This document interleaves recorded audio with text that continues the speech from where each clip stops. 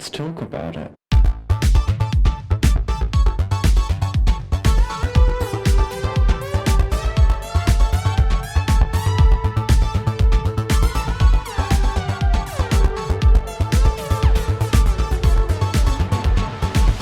Hello and welcome back to Thicc Radio, the podcast where we talk about gaming and everything in its orbit. I'm James. And I'm Tim, so let's get into it. Today we're joined by a special guest. You know them, you love them. Today we've got Daniel. Yay! Hello, welcome. Hey Daniel, how you doing? I'm alive, and that's the best I can say right now. I mean, listen, listeners, we are still in COVID pandemic times, no matter what governments are saying. So, alive is positive. That's definitely a win. That's a win. I just got over a cold too, so if I sound funny. How was that experience having a cold, considering the state of the world at the moment? Is it a bit of a novelty to have a non-COVID illness? It was about 3 seconds of panic because you micro analyze every single symptom of, okay, is this related to COVID? Is this? Well, I'm vaccinated, so it shouldn't be severe or as severe. What do I? Super fun. And then I had my bucket list musical that I was going to see, the band's visit in Hollywood, and I got sick literally the week before. Oh no, so you couldn't go. No, I did go.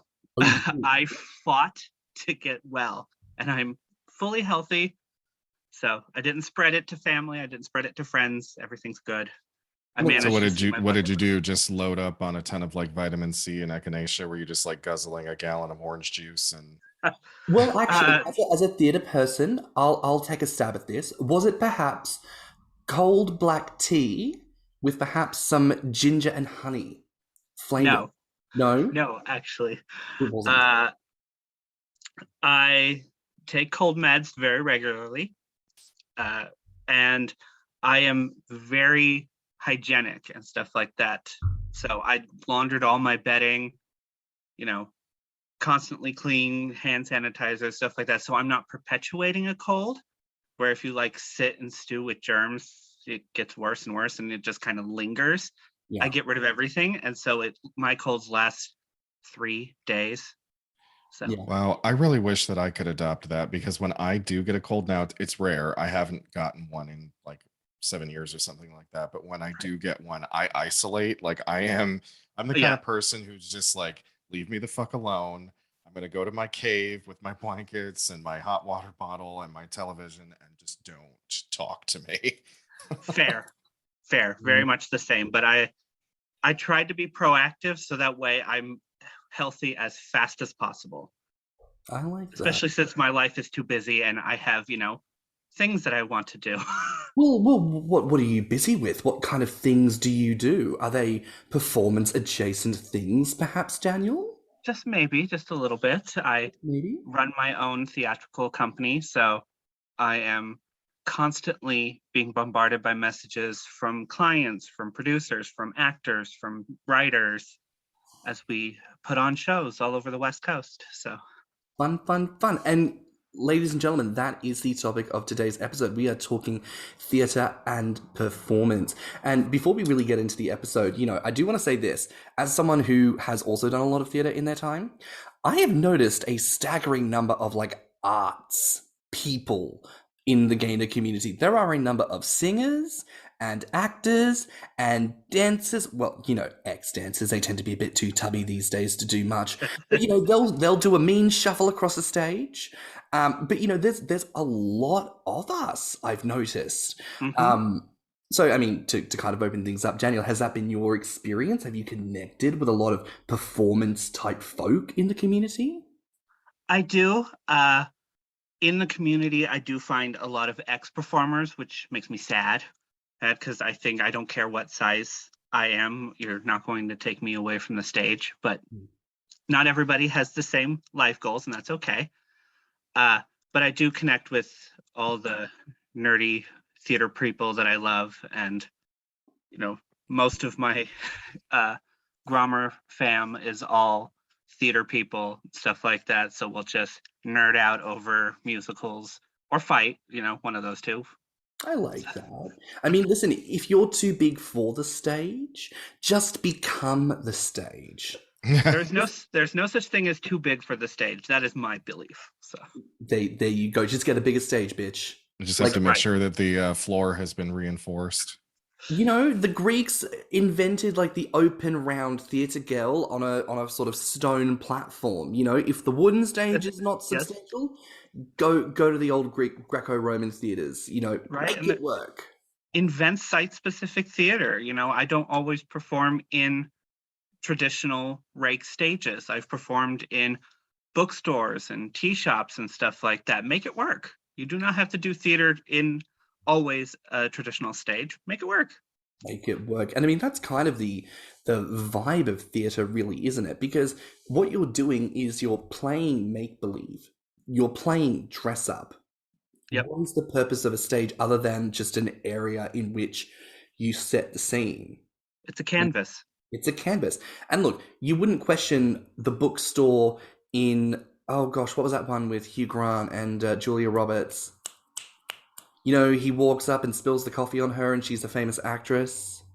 Oh, Notting Hill. That's the one. Like, nobody would have questioned a scene set in a bookstore in a movie, so why question a scene in a bookstore in a stage production, you know? Why not? It's all part of the fantasy. I do want to ask, how long have you really engaged in theatre, and what was the instigation for you? Okay, so I just did the math and now I have to try and remember. I've been involved in theater for 16 years. So it was high school. You have to take an elective your freshman year.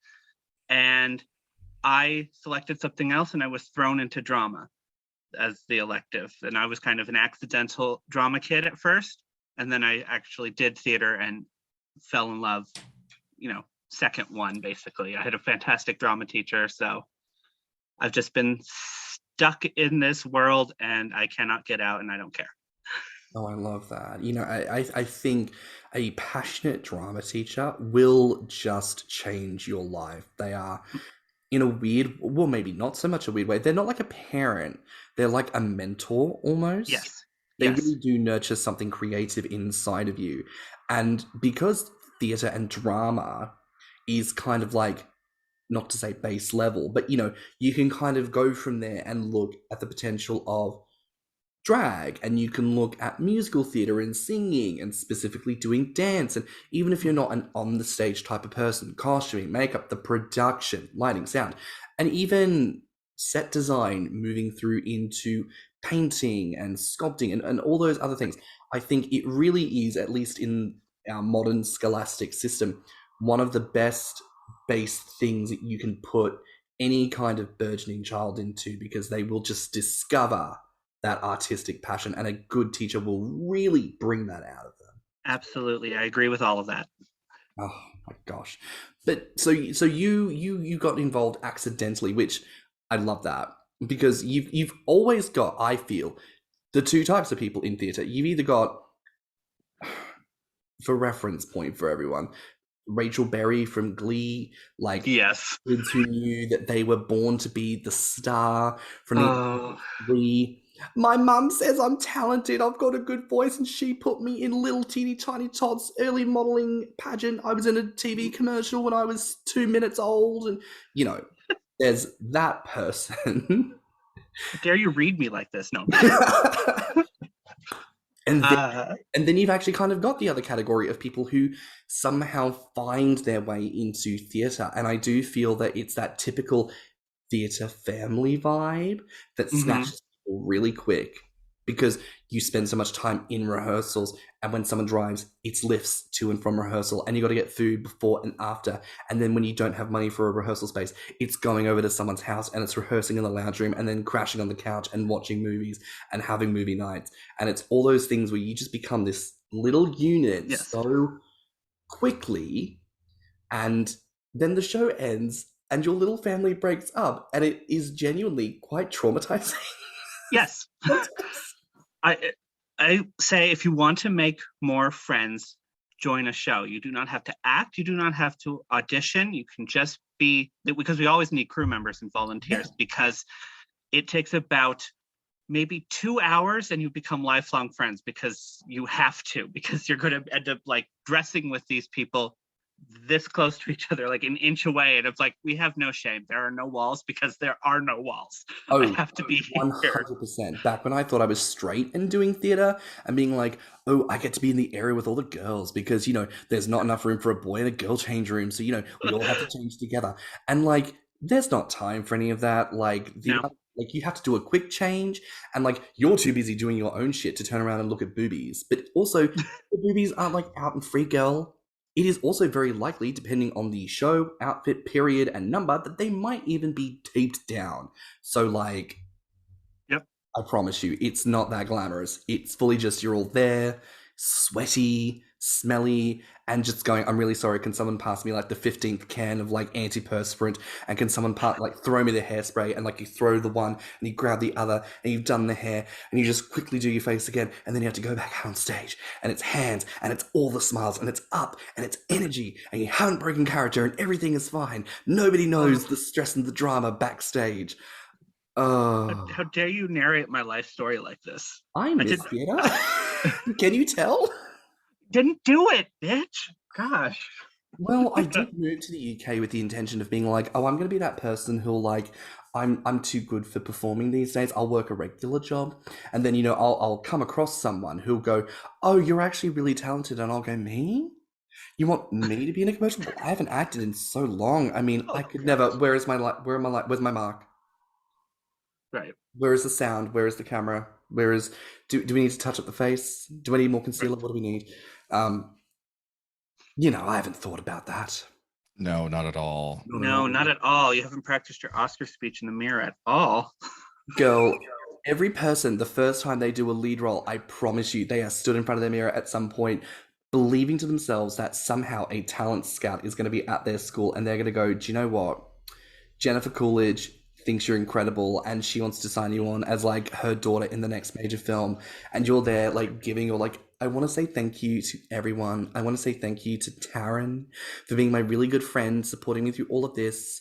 I want to thank Mr. Smith for being really encouraging, and even though Brenda was a fucking cunt, you know, like she did okay with sound, I guess, and she didn't make me look too bad. So like, thank you everyone. Just thank you. And then you have the Wizen's show hag like me, who's like, I won't see you again after this show. Because theatre companies will remember people, especially if you act like a diva.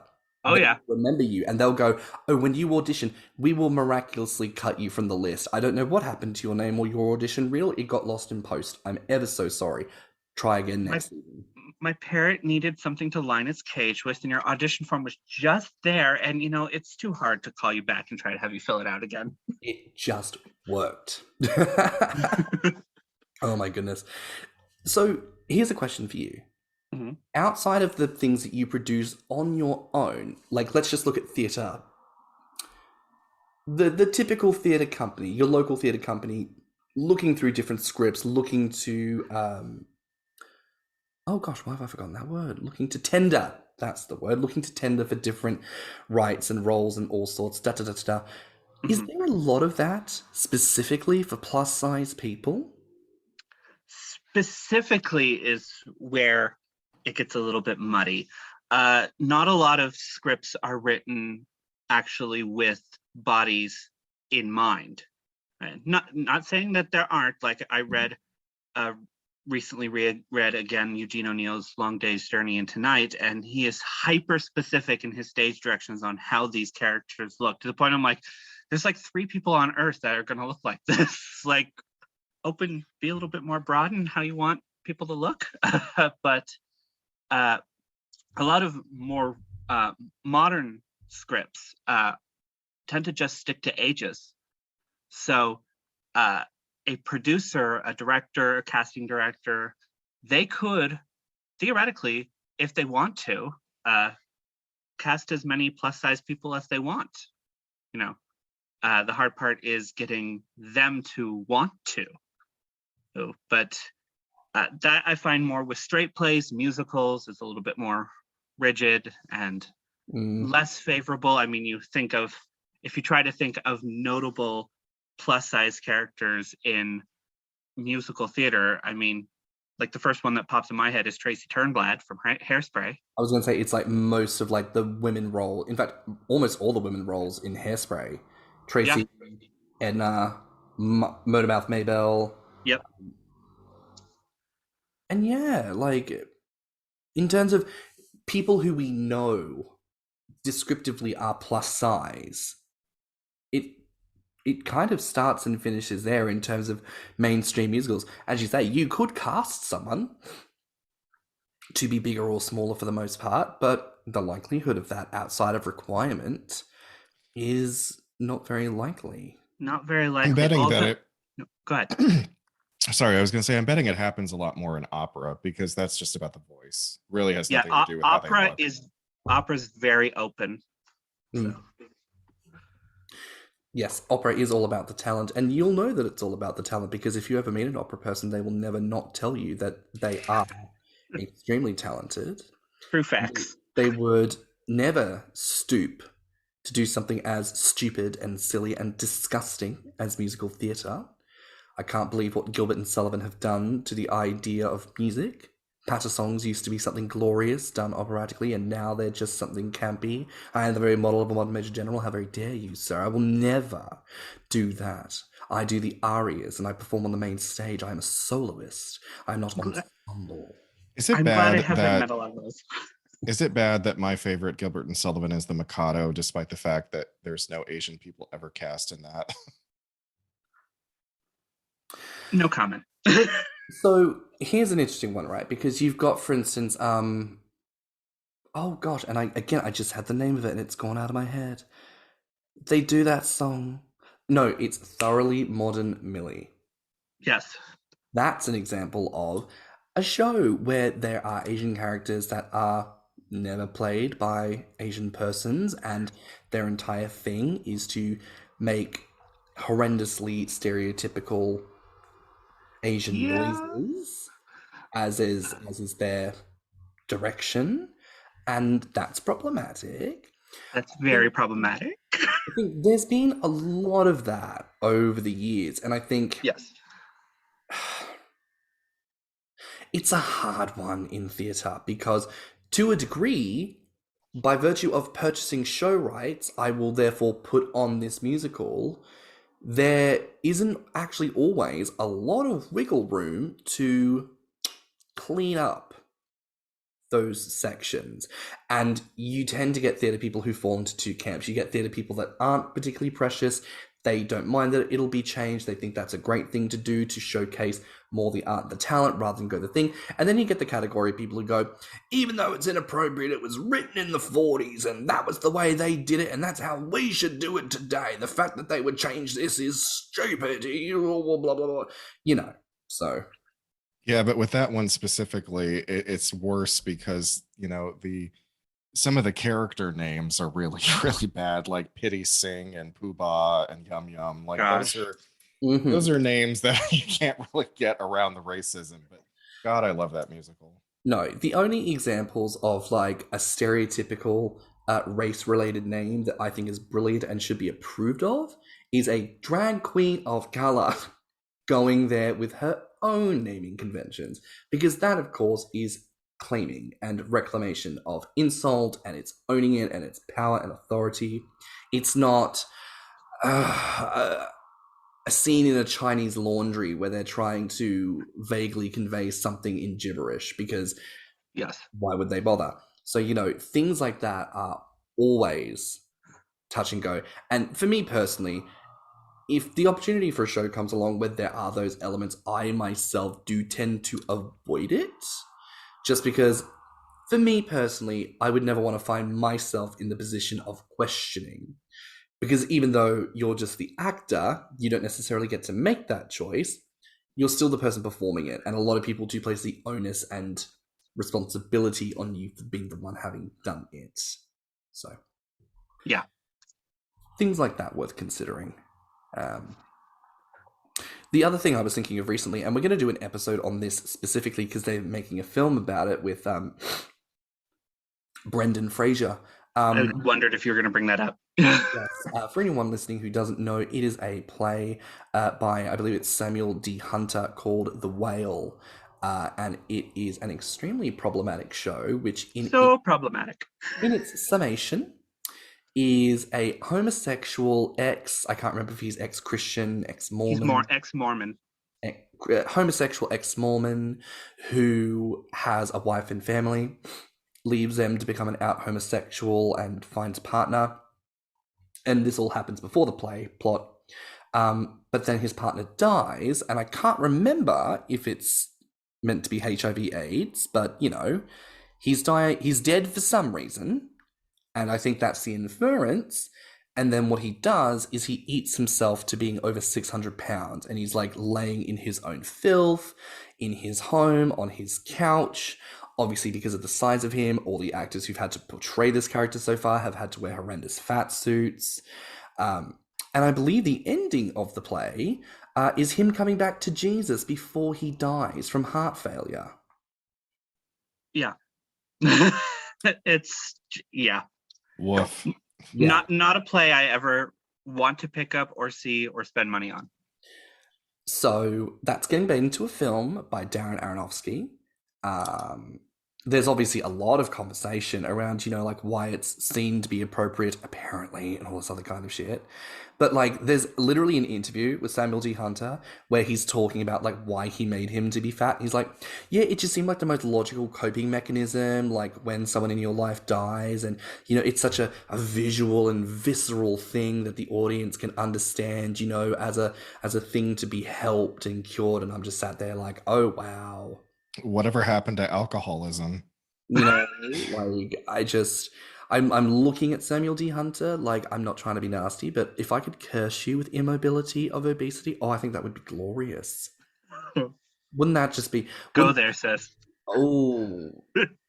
How does it feel to make your trauma onto the subject of, like, just a narrative to be cured? Anyways, we're not going to do that. No. That's a play that's been made, and...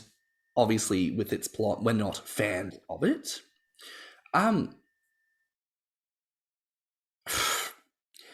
How is fat as a concept otherwise addressed in theatre? And, like, let's not say shows themselves, show plot lines, but you're a director in a show, you happen to have fat performers. How do the fat performers get treated versus the slender performers? Well, okay, so as a disclaimer for anyone listening is that my company is a strange little Shangri-La of strangeness where we literally don't do anything like other theater companies do, and therefore I don't want to be used as a like litmus test of this is what everyone does, because with I had cast a lot of plus size performers in my company, and they are some of the most heralded, loved, award-winning, absolutely treasures of the company and stuff like that. This is an exception. This isn't the rule, which breaks my heart because these people are fantastic. And so as a whole in theater, fat people are treated like shit. Yeah. It's just how it is.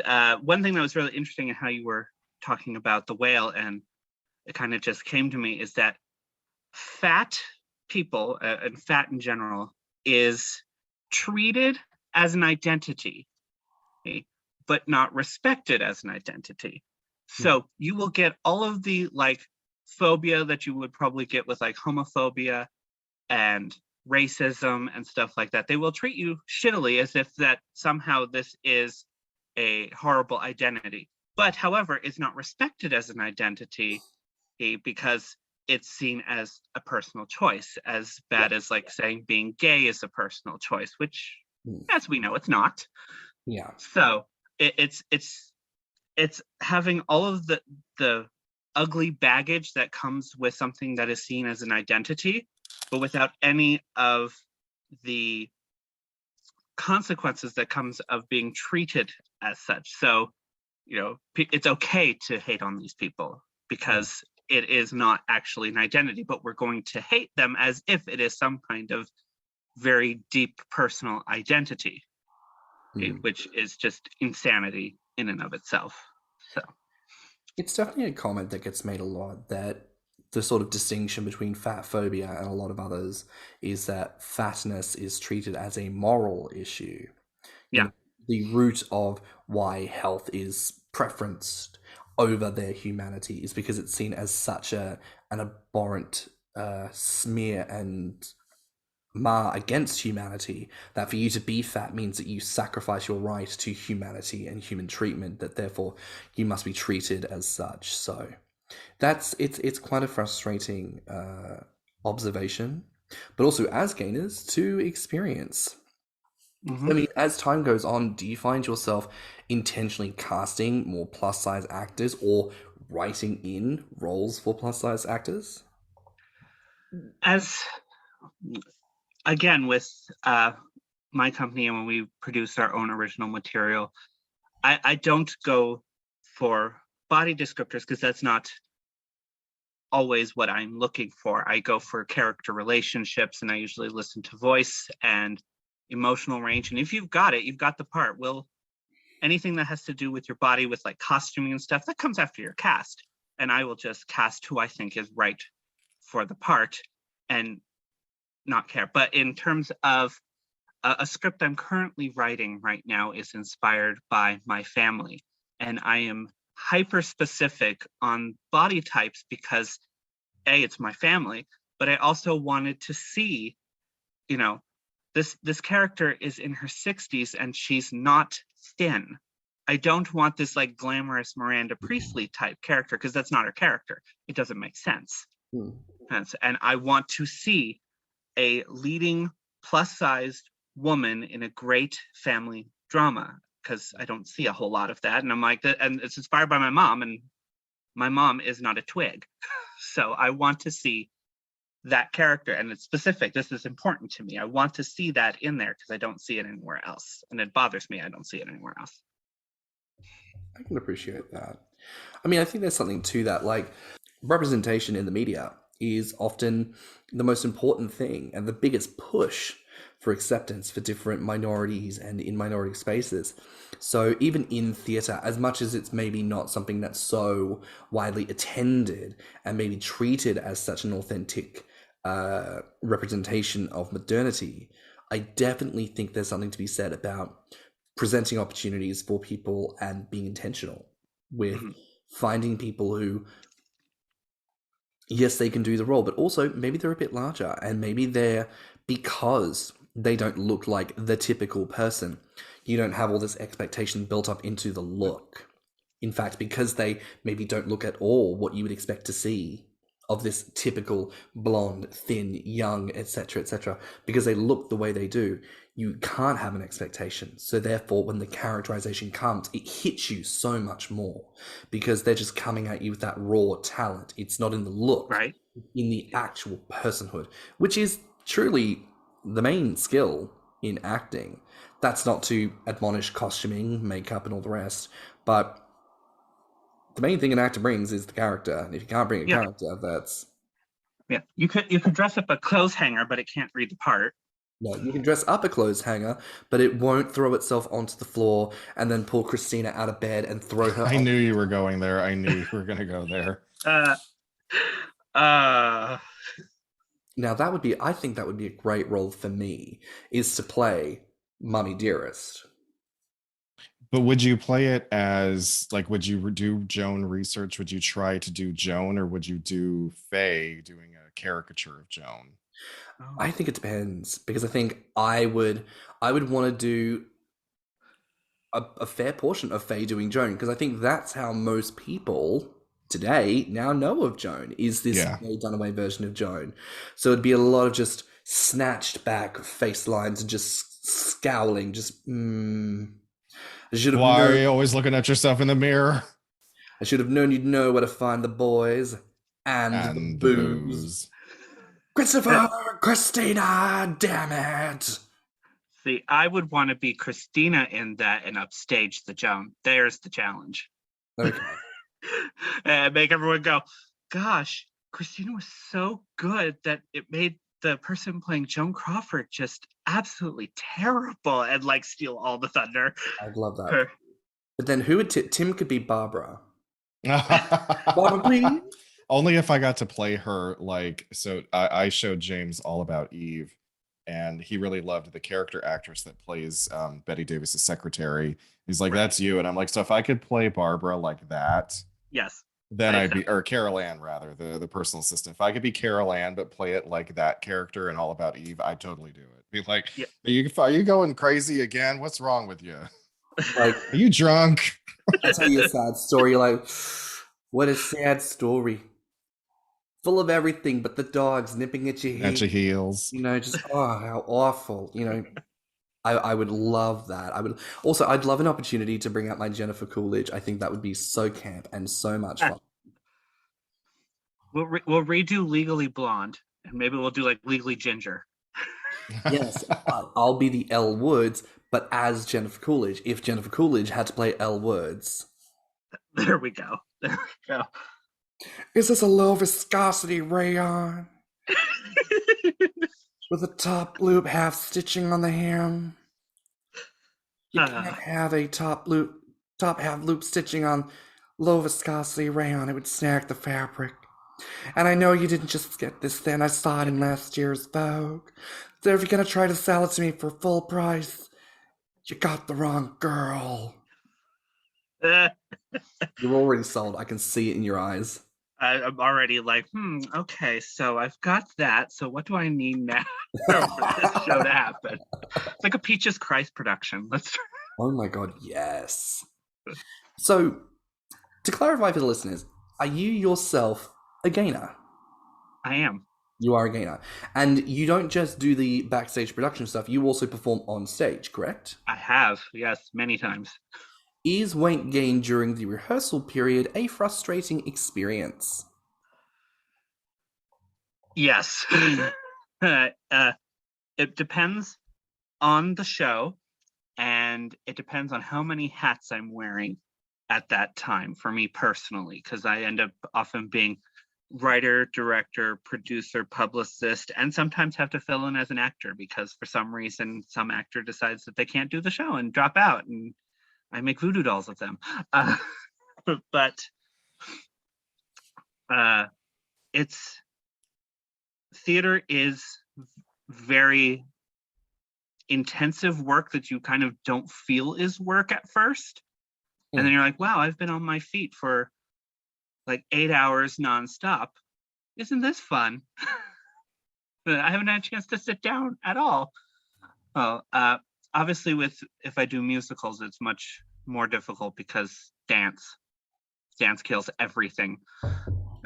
But plays are usually easier because you've changed your dress size however many times, because in the space of just a couple of weeks you managed to lose just enough pounds that your measurements change, and the clothing designers in the background going, oh, well, just gotta take this in. I constantly have to keep changing your clothes and blah blah blah blah. I've had that before. It's not fun. Yeah. With my company, we're very body supportive and body positive. So we design our costumes with a little bit of give to fit in multiple body sizes. So that way in future, if things get revived or we want to use that costume again, it fits, 17 different people rather than, and this will just fit you once. And that's all it's going to be used for once. I'm like, that's bad. That's bad costuming. That was wasteful. I want to have this costume be used multiple times and fit different people. So, oh, totally. And, I was curious to ask, like, how do you best take care of yourself during a show performance? Definitely, I say the two biggest things are shoes. Know what your shoes are. You're going to be on your feet for a long time in ways that you're not even consciously aware of at first, because you'll be like talking and you might be doing your blocking on stage, or you have to be running backstage, or you're talking to your friends and all that sort of stuff. And so you're on your feet for a really, really, really long time. And if you're not aware of having really good shoes, it's going to be nightmare. If you need an insole to give you support, be really active with what your shoe situation is, because those are holding you up for a very, very long time. And the more comfort you have in that, the more you're going to survive. And then eat well. And for the past show that we did to come back after the pandemic, our first live show, one of the rules that I instituted is first we eat. Acting, first we eat, because actors are notorious meal skippers. If you've ever been in theater, we are terrible because it's an evening show and it's usually after dinner, but we have to be there like 3 hours early. So we're like, I'll eat after the show. And then you're like, I'm exhausted, so I will eat a bowl of French fries at a Denny's and then pass out. That's not good. Or I'll buy like 17 bags of like jelly lollies and sweets and just like nibble on those throughout the show, like ruining your teeth, getting in your teeth, like potentially fucking your singing voice. But you're like, no, it's fine. It's just a burst of sugar. That's all I need. God, why do I feel dizzy standing up too quickly? Like, it's terrible. So what we did for every show night, I brought in a one pot meal, stuff like that, like homemade soups, pastas, stew, anything that we could put together that was hearty, full of really good food. It was not, here, I bought this from, usually they get like stacks of Little Caesars pizza, and hey, I don't have a problem with Little Caesars pizza. But when it's been sitting out for 2 hours and it's cold and it's all they feed you for a week, I don't appreciate that. So I wanted to feed my actors actual good dinners and meals and stuff like that, and they performed fabulously. And then at the end of the show, you don't have a horrible headache.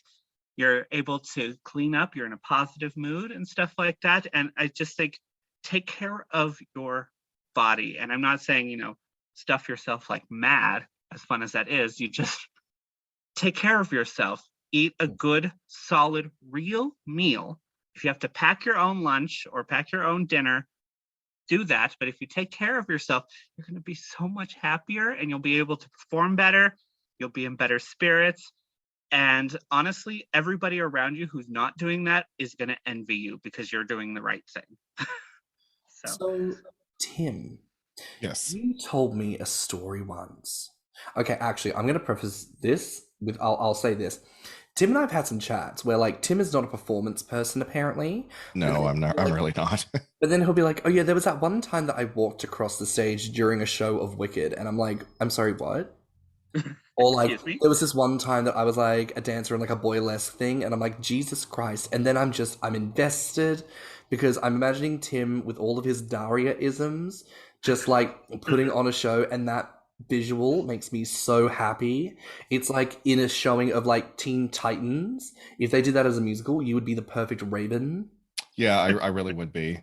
And it's so funny. I don't attempt to be in performative things. They just sort of happen around me sometimes. And like with the all boy dance troupe, it was because of my ex-husband.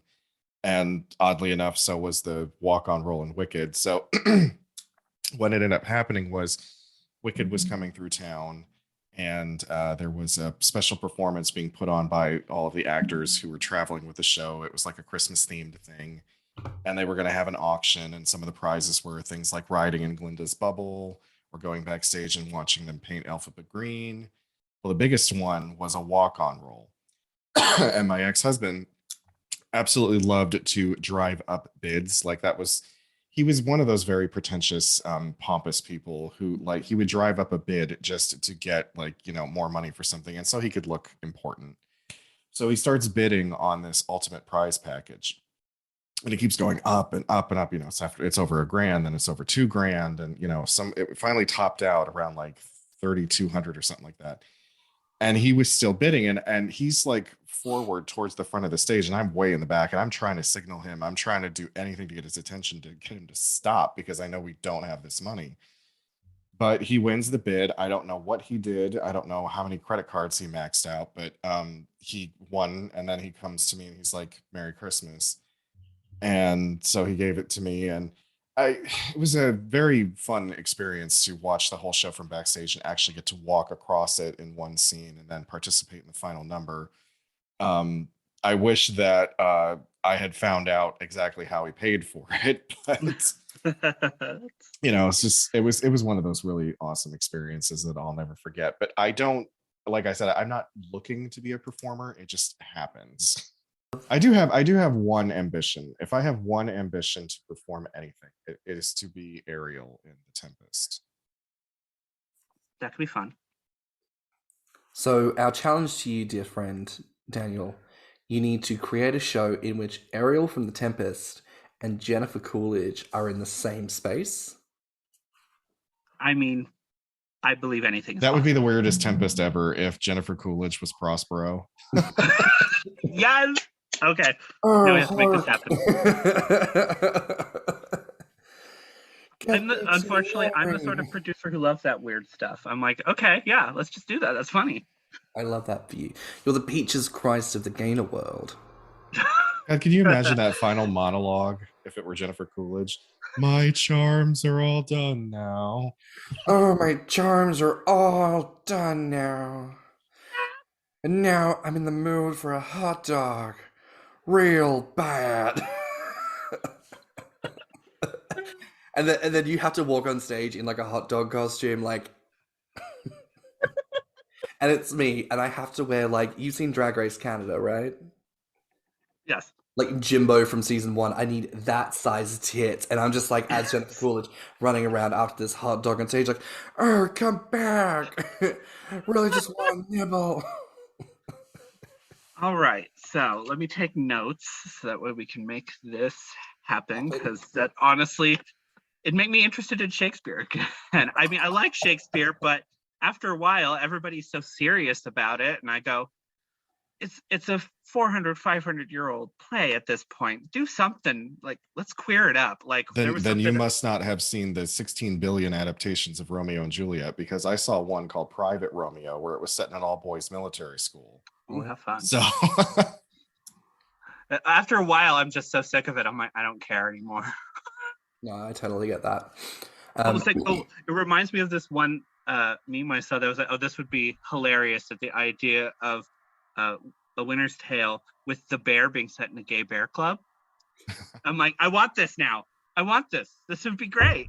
I want this. So as a Shakespearean character, like in Hamlet, like my line on like Real Housewives would be like, honey, exit pursued by a bear. Honey, every night at the club. Honey, exit pursued by a bear. Okay.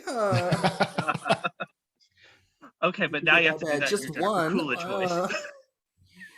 Oh my God! Exit pursued by a bear. Just the one. Oh, it must be a slow night for Miss Coolidge. you're such a dork. No, he's a theater person. That's just what we are. Okay. This is the thing, because I feel like any theater person who does like voices or impressions or says stupid shit, like the obvious intention is to make people laugh, because I'm being silly. Laugh, look at me, I'm being a clown right now. Let's laugh and let's all have fun. And some people get so just like, that's not funny. Or like, why are you doing that? You're being really weird. And it's just like, non-theater people are like the fucking worst. When they just don't get it. You know, it's like, if you want any kind of weird, wacky, wonderful, get thee to the theater ASAP, because honestly, right now, it'll fucking change your life, you know. It's fantastic. I tell you, I would love to do something very similar to like the Goes Wrong show, where it's like really bad pantomime and like everything keeps fucking up and we have to just keep going. Like that I could commit to. I haven't seen it yet, even though I live here in London, because, you know, lockdown. But I'm so keen. I have to see it. Right. Absolutely. But even that, like I saw a clip recently that showed like some of the behind the scenes, because obviously it gained notoriety a few years ago because it was part of the Royal Gala comedy performance when they do the murder at Havisham Manor. And, you know, there's the woman who stands behind the door. If they find out about our affair, we'll be suspects. And the door flies open and you hear the sound crack and she gets whacked in the face and she just goes and like slumps to the floor. And obviously everyone's like, And they have to spend all that time trying to get her out of the scene through the window. She's wearing comic underwear with like little love hearts and rubber duckies on them, and limbs flapping around all over the place. But I saw this behind the scenes shot of this like apparatus that they'd rigged with the door, so that you have to set up the mechanism specifically for that sound effect to occur, because what happens is when the door fully opens, it's got like this extended plank on the other side that when it opens, it swings around and claps against this thing, which is what makes the sound of it cracking against her face. But obviously it doesn't actually hit her. She's against the wall, it stops a reasonable distance away. All she's got to do is hear the sound and drop. But it's like, that's the magic of theatre. I love theatre. Like, if people could see what, like, the mice that scurry around behind the scenes, like pulling ropes, making sound effects happen, and sounds. Oh my god, it's magic. So I'm curious about this. I don't know if this is actually possible on a stage, but then again, considering that the Goes Wrong show is filmed on a stage, this probably actually did happen. One of the funniest things I ever saw was it was called 90 Degrees, and it was because they got the set design wrong, and they actually built a set at 90 degrees. So everything that should be on the floor is on the wall, and they have to sit at a table as if they're sitting on the floor when really they're, suspended from the wall. Oh my gosh. I love that. Oh my gosh. Is that possible to do in theater? Could you build a set on the wall and then expect your actors to be up there? Oh yeah. I think that would be not that hard to do as long as you trained and you had enough planning in advance and enough safety. But I think, that doesn't sound at all impossible to do. Like, I've done a show where, like, they had a live horse. And because it was a live horse, it was a stallion. It could not go on the stage. It would have been too heavy for the stage. So they had to literally, like, change the theatre because they had movable seating. Because you could pack all the seating away and make it into a dance hall. They had movable seating where you could shunt it over just enough so that the emergency exits could be thrown wide open. And they had it so that all the doors were thrown open. All the lighting on stage gets fucked because this giant horse has to walk in over to the stage, and it's literally so tall that the girl can just step off the stage and mount onto its back. Like, and then they just did a little trot around in front of the audience, and out the door they went.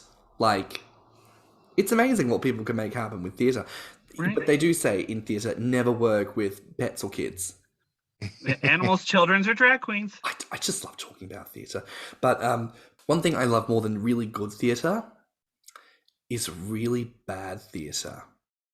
Oh, gosh. So I was showing recently, you're aware of the Legally Blonde musical. In the opening number, there's the scene where, the girl tries to sell her the wrong dress, and she's like, oh my god, Elle, our mistake. Corny, take your break. Just ignore her. She hasn't been well. And, like, there's this high note that almost every girl bungles. And there's this video where you can YouTube it, and it's a compilation of girls fucking up this note, and it's incredible. It just makes me so happy. You hear this one confident girl go, I take care of my best clientele. It's a gift from me to Elle. Like, it's just, ooh, nails on a chalkboard. But also, I just sit there and I'm like, chef's kiss. So good. It reminds me of my one music director I worked with that said, if you're going to make a mistake, make a big mistake. Oh, yeah. 100. Own it. Just do it. Also, the audience don't know this is a mistake. They could think it's a part of the show. There are plenty of musicals with musical numbers where there's like a record scratch moment where you are meant to bungle the note because it's an interruption. Yeah. You're singing, oh, but wait, Tiffany, wait. What? I was in the middle of singing my song. Like, it happens.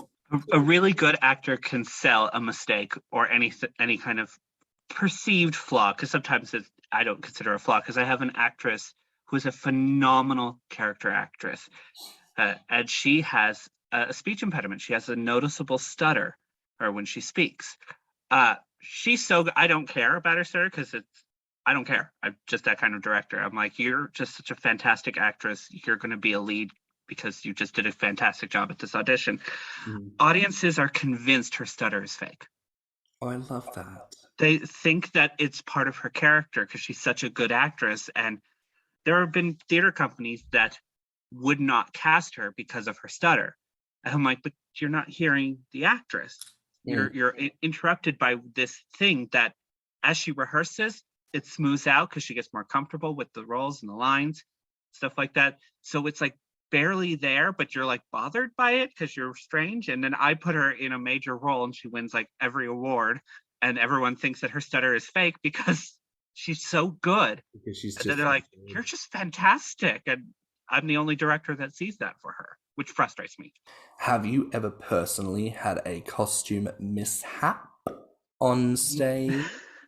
Never on stage, because our costuming is, like I said, we plan it so that way no matter what kind of fluctuations you have, we kind of make it work, stuff like that. But for Halloween this year, and I know that's not quite on stage, but I was dressing up as a dice quith from A Gentleman's Guide to Love and Murder. And I hadn't realized how much weight I'd put on over lockdown. And the vest that I had, which was like a 2X, it was a giant vest originally, didn't fit anymore. And I had to let the vest out in the back. Oh, wow. So that way I could just have it closed. So that was a fun experience. And then basically wearing like 18 layers of shapewear just so that way I could fit into my nice looking pants because I had not prepared in advance like I normally do. So I was basically like the world's fattest dice quest at this Halloween party and begging that nothing actually happened. It didn't, because I don't want to say I was lucky, but I was just, that's the closest it's ever come to a wardrobe malfunction on stage. Because you prayed to the right theatre gods that night. A little bit. I prayed to Thespis and then Dionysus. I will say as well, like, for anyone listening who doesn't know this, theatre people are like, outside of like church and religion, are the most like spiritual and I should say superstitious people. Oh, we're hugely superstitious. Oh my god, like you will get a theatre person who will be like, you said the name of Macbeth in this theatre, she's gonna get murdered, I'm gonna get cancer, and he's gonna die. Like, it's all downhill from here. The show is over, the funding's getting pulled, the audience member is gonna get dismembered, you can't spell member without dismember, it's all happening, everything's horrible, and you've ruined it because you said Macbeth in this theatre. Every theatre is also haunted. Every theater is also haunted. Every theater is also haunted. There are always ghosts in the theater, and they probably were either actors on the stage, they were either the leads, or they were like the unsung like tech heroes in the back. One of them got like crushed by a falling light one time back in 73, and their body was never recovered somehow. Like, the mythos is always strong. But we do have one final question for you, Daniel. What advice would you give to performers who want to keep growing? Okay. Be realistic about the production that you're going to join. Do research so that way you know kind of what is expected of you. For instance, if you want to be a part of Newsies, which is, go and do it, honey. If that is your dream, go and do your dream. I will never stop you. But that is a dance-intensive show. And you are probably going to be doing a lot more physicality than you would be in, say, doing Long Day's Journey into Night or Proof or something that's basically just sitting and talking. Daniel, thank you so much. That it has been a pleasure having you on today. Thank you for your time. Where can people find you, and where can people find the work that you do? All right. So you can find me on Grommr. That's basically like one of the only things that I really am on that you could talk to me through. bigdreamer, that is my handle. My company is Master Mystery Productions on Facebook. So if you are actually at all interested in work that I do, start there and you'll find all of the crazy stuff that we do. See me in progressively tighter looking costumes over the years. I am hard to shut up when you start talking to me. So if you love theater and you want to talk about the show that you just saw, please message me. I want to know more. Beautiful. And thank you so much, both of you, for having me. You're welcome. Thank you for being on, sharing your love, passion, and experience. But that's a wrap for now here on Thicc Radio. Please remember to like and subscribe, rate us 5 stars, and leave a good review. If you like this episode, the podcast, or just us in general, share it with your friends and encourage them to tune in. As always, you can find me on Grommr, Instagram, and TikTok at stannnum, and Twitter and YouTube at stannnumg. And you can find me on Grommr as Orpheus. You can find me on Instagram, Twitter, YouTube, and TikTok at ThiccMouse. And of course, you can find more of what we've talked about today on Instagram, Twitter, TikTok, and Patreon at Thicc Radio. So until next time, bye, Fats. Bye, Fats. Let's talk about it.